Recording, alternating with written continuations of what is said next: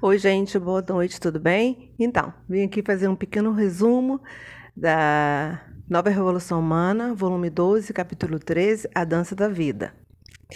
E este capítulo fala de diversos festivais promovidos pela Soka Gakkai em várias cidades do Japão e das dificuldades e os desafios que os membros e voluntários enfrentaram para montar e executar todos esses festivais. Eu destaquei um que fala de um casal que eram membros da organização, mas que não eram membros da organização, mas passaram a fazer parte dela depois de haver passado por diversas dificuldades. Fala assim: Yoruki e Keiko Oshi, casal de dançarinos modernos, haviam montado uma coreografia. Eles faziam parte dos 20 membros originais do Grupo 2 do Departamento Artístico e Cultural, propulsor do Departamento de Artistas da Fundação, que foi fundado em 1962. Desde a infância, ela adorava dançar e foi para Tóquio aos 12 anos, para ser aluna de um famoso artista de dança moderna. Embora fosse cego, o mestre dela era muito importante e especialista na área de dança. Trabalhando desde bem cedo até tarde da noite, ela praticava a dança sempre que encontrava um tempinho entre as tarefas. Só tarde da noite conseguia se exercitar até ficar satisfeita e, para isso, reduzia suas horas de sono. Embora seu professor tivesse vários aprendizes residentes, nenhum deles conseguia suportar aquele regime rigoroso de todos acabavam desistindo, né, de praticar com esse professor. Mas ele a abordava atentamente. Depois de vários anos, Keiko teve a oportunidade de dançar ao lado dele no palco. Era uma coreografia difícil que exigia precisão. Posteriormente, Keiko casou-se com um colega dançarino chamado Hiroyuki Oshii, que estudou com o mesmo professor. E juntos abriram seu próprio instituto de dança moderna. A vida do casal começou bem. A peça intitulava Yamamoto 1. Apresentaram numa competição de dança moderna de um festival de arte de 1941. Conquistou o primeiro lugar, eles receberam a medalha do ministro da Educação. Logo depois disso, Ioroki foi convocada para combater na Segunda Guerra Mundial. Keiko ficou sozinha para fugir dos bombardeios com os filhos pequenos nos braços. A guerra roubou-lhes seus grandes propósitos da vida. O grande propósito da vida, que era a dança. O primeiro recital de Keiko e Yoruki, depois da guerra, foi em 1951. A apresentação deles foi muito elogiada pela mídia e eles receberam amplo reconhecimento. O governo de Ceilão convidou-os para apresentar a dança, né? E eles começaram a trilhar novamente o caminho do sucesso na aclamação do mundo das artes. Apesar do sucesso, porém, eles haviam acumulado uma dívida enorme por terem tomado empréstimo para a realização dos recitais. Além disso, Keiko também começava a vivenciar outro grande problema. Estava deixando-se dominar pela ansiedade com relação ao seu futuro como dançarina.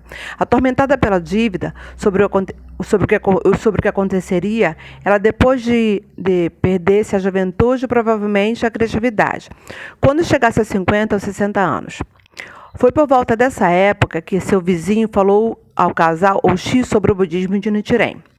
Quando Yoruki ouviu o que tinha a dizer sobre a Soka Gakkai, opôs-se firmemente. Por ser uma pessoa que não havia trabalhado longa e arduamente para alcançar a posição, não havia conquistado no mundo da dança. Ele acreditava que a fé religiosa era para as pessoas de espírito fraco. No entanto, vinha enfrentando dificuldades para pagar as dívidas e o estresse decorrente da situação que havia lhe ocasionado uma úlcera no estômago.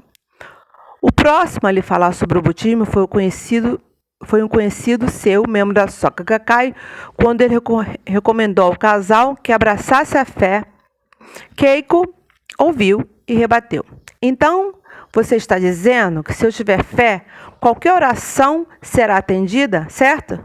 Se é assim, permita-lhe uma pergunta. Poderei continuar dançando mesmo quando estiver velha?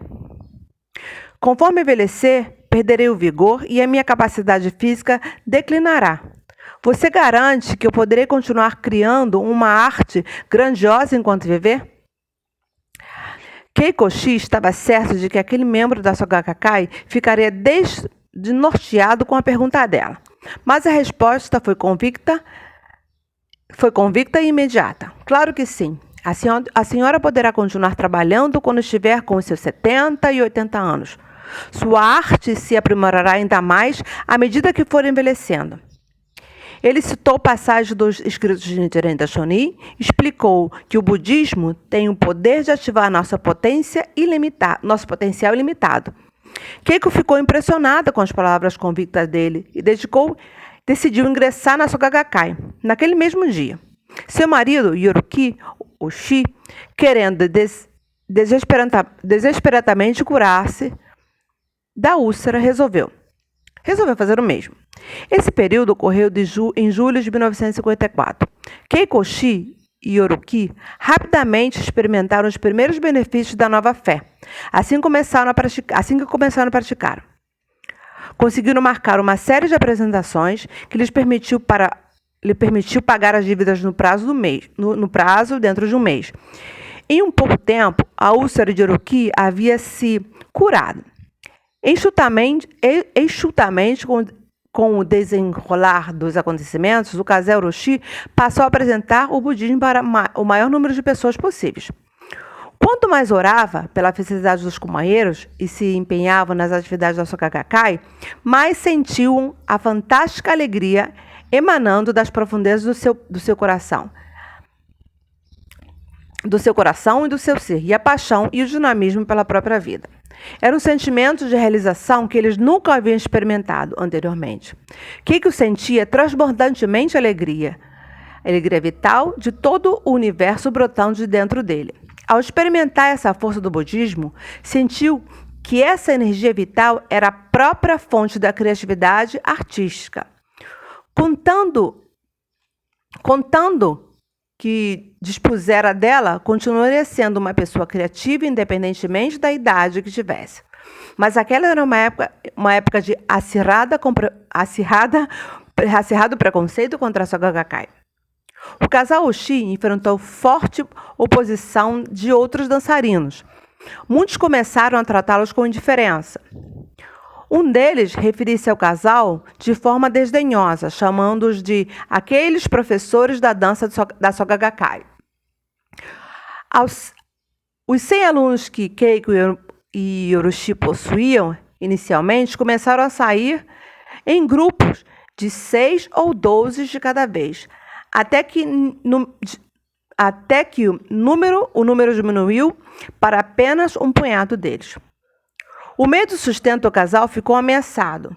Contudo, esse fato apenas fortaleceu ainda mais a fé de Keiko e Yoroki, pois perceberam que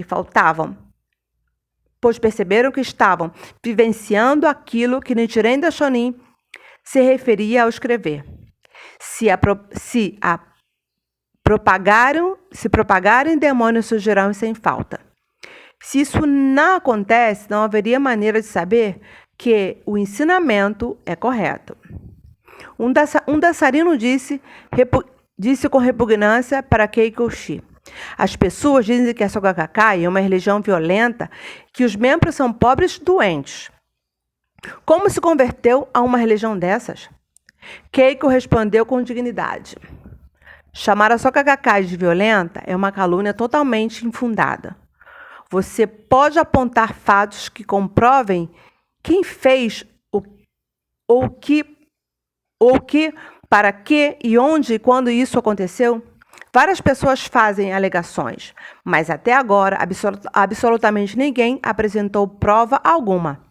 Essas acusações nada mais são que boatos maldosos, inventados para prejudicar a Soka Gakkai. Quanto a ser uma organização de pobres e doentes, creio que o papel da religião seja ajudar as pessoas mais necessitadas. Muitos membros da Soka Gakkai tiveram maravilhosas experiências de superação de problemas financeiros e de saúde por meio da fé. Por que você não pratica? Por que você não participa de uma reunião e verifica a realidade da organização com seus próprios olhos? O casal sempre conversava sobre como lidar com esse tipo de situação. Certa ocasião, Keiko disse: querido, fico infinitamente frustrada por não conseguir fazer as pessoas enxergarem a grandiosidade da Soka Gakkai e que a organização é maravilhosa. E ele respondeu: eu sei, mas creio que a melhor forma de demonstrar isso será nos tornando pessoas excepcionais em nossa arte. E o marido respondeu: concordo, temos que apresentar algo que as pessoas assistam e digam: ah, só poderia ter sido criado por um membro da Soka Gakkai. Ainda assim, acho ridículo as pessoas aceitarem cegamente boatos infundados sobre a Soka Gakkai e menosprezarem a organização pelo fato de muitos dos seus membros serem pobres, disse a esposa. Aí tem um trechinho que fala assim: preocupado com o sustento do casal, Shiichi Yamamoto constantemente lhe oferecia palavras de incentivo, dizendo: quando ia visitá-los em casa, ele nos encorajava de todo o coração, dizendo: sei que deve ser difícil, mas o budismo nos ensina que todos os nossos sofrimentos se transformarão em benefícios maravilhosos na nossa vida. Fé é esperança. Vocês são pioneiros do mundo da arte. Espero que não sejam derrotados por nada e façam desabrochar as esplêndidas flores da cultura Soka. Por favor, mantenham a fé que sejam como a água corrente. Seu triunfo ocorrerá daqui a 10 ou 20 anos. E eles começaram a fortalecer-se e lutar por aquilo que eles queriam, né? E terminam assim dizendo: a genuína vitória advém do fato de se conseguir ultrapassar circunstâncias desafiadoras. É assim que sentimos o sabor da verdadeira alegria. Eu fiz um pequeno resuminho, espero que vocês tenham gostado. Obrigada, gente. Até a próxima. Tchau, tchau.